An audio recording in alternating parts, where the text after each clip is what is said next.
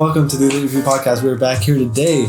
It's been a little bit. We've been kind of busy, but we're coming here with an Eternals review. I know it's a little late. It came out a few weeks ago, but we're still going to give you our thoughts on Eternals. Before we get started, like and subscribe. Let us know what you thought of Eternals. Let us know if you think this is the worst MCU movie ever. Let us know if you think it's the best, because that seems to be what everyone thinks. So let's go ahead and dive right in. We're going to go through our usual subjects here. We'll see what we get with our final scores here. Let's start with the characters. We got 10 characters here. Lots to talk about. Oh my god, I don't even remember all of them. I went with an 8 for the characters because I think they did good with what they could with like 10 characters, and I think that most of them are likable.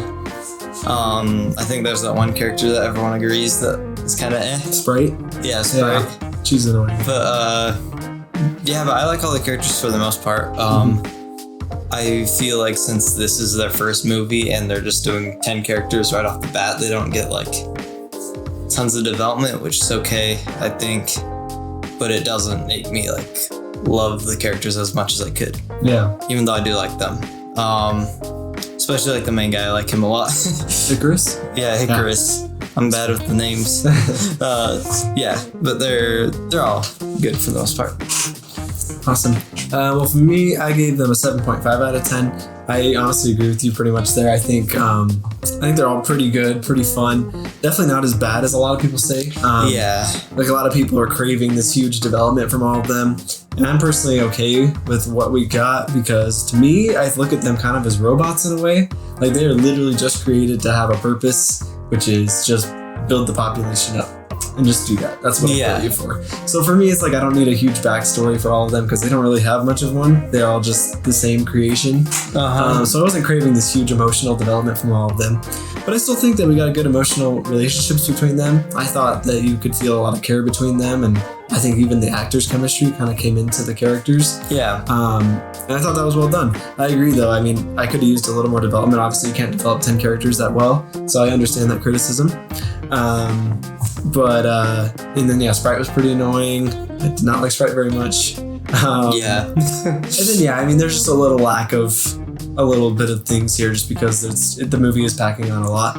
But I think for the most part, it still nailed it. I wouldn't say it's one of the worst things or really pissed me off like that. So I'm going to give it a 7.5 out of 10. Let's go to the dialogue, the lines in the movie. What do you give the dialogue? I went for an 8 for the dialogue because I think that this is good enough like dialogue for like this to be a mostly dialogue movie. Like there's not as much action as like a lot of the MCU movies. Yeah. And I think that they did that well. I love all the lines with like the Celestial and stuff. I thought all that stuff was really cool. I do think that they could have done a little bit better with the main two characters' relationships. The relationships they have, because I feel like it just mostly just does some like montages or whatever, but it doesn't show them talking to each other that much. That's true. And so I didn't feel very much for that relationship, but it's all right. Nice. But yeah, good dialogue. Cool. Well, I give the dialogue an 8.5 out of 10. A high part of it for me is actually the humor in this movie. I thought was really good. It is. It's really funny. It felt very natural, and a lot of them were actually funny people. Whereas a lot of the MCU humor can sometimes feel very forced or very like, oh, that wasn't that funny. Yeah. But in this movie, I thought it was genuinely funny. A lot of the lines were just so clever. And I like all the dialogue in terms, I mean, just referring to like celestials and all these cool things and cosmic things. I thought it was really cool. I also appreciated in the dialogue how the Eternals could speak different languages through different parts of history. That's really cool. That is really cool. They had to learn some of the first languages ever, and to see them progress to just the modern times was cool with their dialogue. Yeah. To an extent, you're right there, where it's like Icarus and Cersei, their relationship, you don't get much dialogue there. Even between Cersei and Dane Whitman, the Black Knight, you don't get too much there. So you're missing a little bit of dialogue in dialogue moments that should probably be there. Even Ajax, who's supposed to be like the leader of them all, and she gets killed early on. You don't get too much dialogue from her until finally like that one scene where she's talking to all of them, or with Icarus. So she's pretty quiet to most of it. When she dies, it's not like you feel that much. So the dialogue, I'll give an 8.5 out of 10. Not perfect, but it was good enough and funny enough, and I thought it was still pretty cleverly written. Yeah. Visuals. Let's go to the visuals of the movie. I went for a 9.5 for the visuals because I think this is probably the most impressive visuals of the MCU. Every shot just looks beautiful. Yeah. I just love like the visuals of the action too. And even like the monsters and stuff, they look pretty cool. Yeah, and I don't know, I think the scenery is really nice too. I feel like the sun just always looks so nice in the movie. Yeah. And just that whole end scene with like his hand coming out of the earth. Oh yeah. That looked so cool. Yeah. Yeah. What about you? I gave it a 9.5 out of 10 as well. I thought the visuals were fantastic. Even people who hate the movie usually agree on that. I don't think Everyone's like, yeah, the visuals are really good. Yeah, so that's at least good that the movie could agree on everybody with that. But yeah, I mean, it's awesome. They used real set pieces that I thought were so cool. And it's good for what they were going for with the plot. Like going through these different points of history, you probably want to actually go to areas where this could have happened and different, sand places and different kingdoms that could have been there. Yeah. So cool. And then, yeah, I mean, the whole cosmic side of it with even Arishem, the judge, he looks so cool. He just like topples over Earth, and he's so cool. He holds someone in his hands and the scale is just huge. And then just going through the celestial scene of showing them creating the universe and everything like that and galaxies and planets. Yeah. Such a cool concept. And then I even thought the visuals were nice in the Eternals' powers and stuff. Like all the yellow. It was cool to see all them have different powers. Like Phastos had like his plates and rings and stuff. Yeah. And Athena had like these tridents and cool things, and Cersei could like make things turn to different weather conditions. I just love how the visuals are done for all their powers. I thought they all had cool looking powers. I think so too. So visually, great. Yeah, I mean, so impressive. They went so good on this movie with the visuals. Let's go to the action. What do you get the action? The action I give it 8.5 because I like this action a lot. I think there's just not as much action that would like give it a higher score. Yeah. Whenever they do it, it's really cool. Again, their powers are just so cool to see, and I love how they all just have like different powers and they're all unique in their own way. Yeah. I thought the whole final battle was really cool, and I keep forgetting his name. The Superman dude. Icarus. Icarus, yeah. I like whenever he does this stuff. It's really cool. Yeah. Yeah, it's great. Nice. I give the action a 9 out of 10. I think you're right. There's not a whole ton. There's obviously kind of a slow movie, but anytime it does it, I feel like it was done so well. Including the fight where they're at Druig's place, kind of in the Amazon area, and they're fighting the deviants. Yeah. It's really cool. Or when they first show up and fight the deviants, super cool. Most of the action props got to go towards the end, though. I mean, the third act, I thought the action was amazing. I love that it didn't go full on like CGI crazy fast like the MCU does. It kind of was more grounded, and it was just these characters fighting each other. And it didn't get too crazy. And it also, but at the same time, it feels like it's on a huge scale. Yeah, and they all use their powers so cool. Especially, I can't remember her name, but the really fast girl. Her powers look so cool, and the action was so done with her. Like she runs so fast, and she's punching Icarus from every direction and stuff. Oh, it's so cool. Rocks. Athena pushes him into rocks, and Phastos like chains him down, and even fighting the deviants, I thought was so cool, and how they stab people and. I agree, Icarus is cool. He's like a Superman character, basically. Yeah. But yeah, I can't give the action a full 10. I even think Icarus's powers are not used to the best of their abilities. Like, I want to see him full on punching things and stuff. He doesn't do much of that. He's mostly just doing laser beams. It's okay. But I just thought everyone's action is just pretty well done in this. The action is cool. And Gilgamesh, too, with his fist and when he punches things. So cool. It's just such a loud sound. And he just has these fists that put up shields. Super cool. Let's get to our final area here, the plot. This movie. I probably could have given this a bit higher, but I went for an 8. Okay. I like the plot for the most part. I think it works really well. I do think that just the relationships between some of the characters, like the girl who dies at the beginning, and just all that stuff kind of add up a little bit. Yeah. But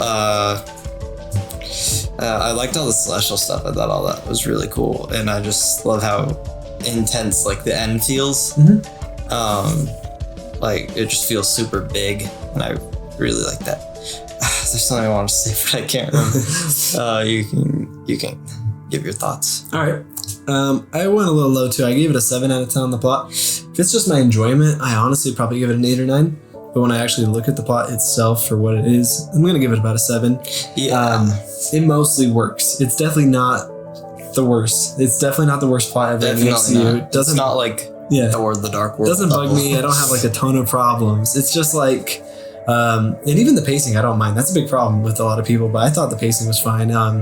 Yeah, it's a little bit of a long movie, but I never sat there feeling just so bored, like I was going to die. I was like, no, this is interesting enough, and it's talking about interesting things. But yeah, I mean, the plot, it gets held back a little, just, like I said, you can't develop everybody completely. You can't dive into everything you want to dive into all the way. So I can't give the plot anything too amazing. It kind of just is like let's gather everybody together and I was going to say it's like a reunion plot kind of. Pretty much. For these characters we don't really know. Yeah. So I get the problems there, but it didn't bug me that much. Yeah. And I still think it works well enough. Like I said, the characters have good enough chemistry and good enough things to keep me interested. And the way you think about it with the MCU as well, it makes it really cool. Just to think of the history of the MCU and where it's going to go from here now with Arishem and everything. In Judgment Day, like it's Harry Styles, that's awesome stuff. Blade and Black Knight. It's gonna be super cool to see all that happening. So it's like mostly good for me. And like the plot that they went for too, it's like mostly reunion. So I feel like they could have cut some of the stuff out. Probably. Like it's a really long movie. I don't think it needs to be that long. Yeah. And I also would have rather them like had the group meet back up together maybe like the first hour and then like do some other stuff. Yeah. And then go to the final battle. It was kind of like they gather everyone up and then go to the final battle. Yeah. But so not perfect, but it's definitely not the worst. So it's still really enjoyable. I liked it. Yeah. So let's give our final scores here. What's your final score out of 10? I got an 8.4. Nice. I got an 8.3. So pretty close there. I didn't expect to get higher than you. Yeah. And the Rotten Tomato score is a 47%. Which I'm gonna say right now I don't agree with. I don't agree with that at all. Even when it was like in a 60s something, I didn't agree. Even when I hadn't seen the movie, I was I was pretty surprised it's below Thor: The Dark World. To me, this is just a lot of people taking those problems that I think the movie does have and just really taking them to 10. Some people just get really bugged by that. I mean, it makes sense. But for me, I don't feel that way with this movie. I don't feel bugged. I don't feel so pissed off like a lot of people to be like, this is worse than Thor: The Dark World. I mean, it doesn't bug me that much. I think also since it's like slower, a lot of people don't like it. It's so different, and some people say it's boring. Yeah. Which is just, I don't know, I don't get that criticism very much, but... Same. Yeah, I definitely appreciate it. So, I mean, if I was personally putting this on a Rotten Tomato score, I'd probably put it somewhere in the 80s, in my opinion. I would too. I wouldn't quite put it in the 90s, I don't think. I don't even think I could do a 90, but I could go anywhere in the 80s, and I think it would fit there. So I think it's still better than a lot of MCU movies. Honestly, quite a bit than this movie I would rather watch.